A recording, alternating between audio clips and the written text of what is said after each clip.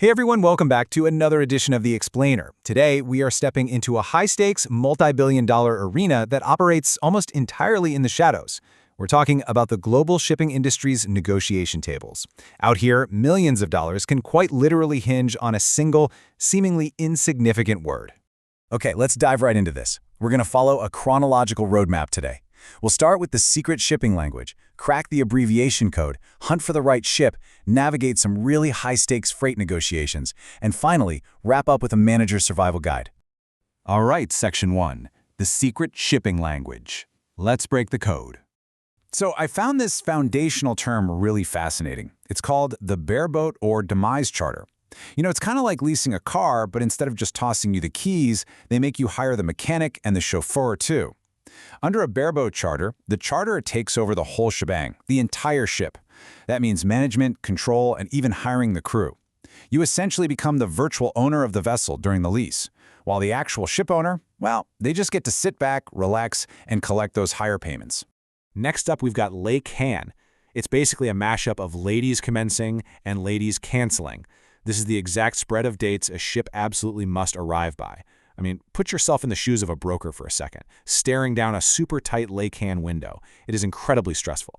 If that ship doesn't show up by the canceling date, the charterer has the absolute right to just rip up the contract and cancel the entire deal. Boom. Done. The pressure to hit that specific window is just immense. And, well, if things go wrong and you're late, you're going to face demurrage. This is money payable to the ship owner by the charterer for literally any delay in loading or discharging the cargo after your allowed time is up. Don't just think of this as some standard run-of-the-mill late fee. Oh no, it's a massive, ticking clock penalty.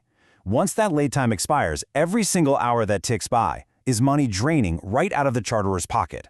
In the shipping world, time literally equals money. Moving on to Section 2, cracking the abbreviation code. Time to decode some telexes. It's wild, but the difference between success and a massive financial loss can literally be a single letter. Take SHX versus SH Inc.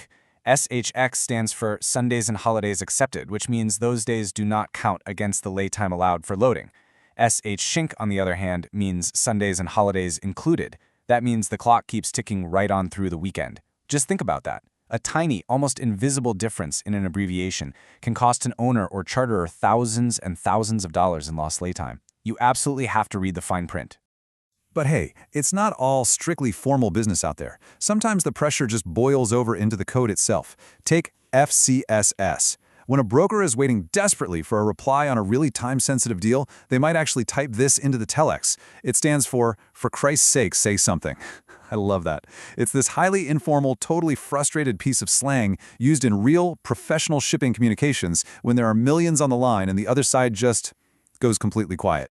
To really master this shorthand, you've got to get used to dropping your vowels and pronouns. PLS means please.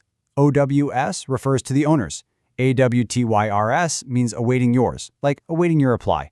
It creates this incredibly fast-paced, stripped-down language that brokers have to master just to survive the daily barrage of messages coming at them. All right, Section 3, hunting for the right ship. Let's look at the investigation phase.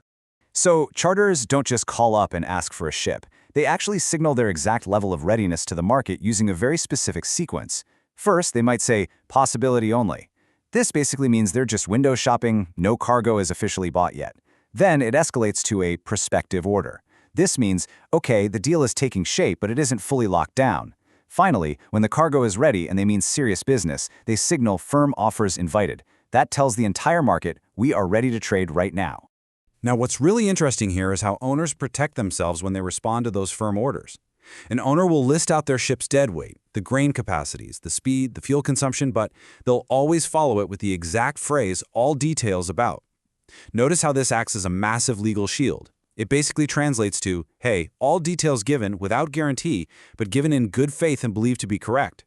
It completely protects the owner if the ship's capacity or speed is off by just a tiny fraction.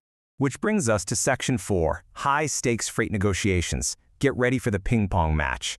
When that first firm offer finally hits the desk, wow, it is a massive, dense block of details. I'm talking the ship's name, the exact cargo quantity, specific loading and discharging ports, those strict Lay-Can dates we talked about, the demurrage rates, and the commissions. All of this is just thrown onto the table at once, setting the baseline for the battle that's about to come. And here's the thing. The receiving party almost never accepts that first offer outright. Never happens. Instead, they use this highly specific phrase: charterers accept owner's offer accept. This is their counteroffer.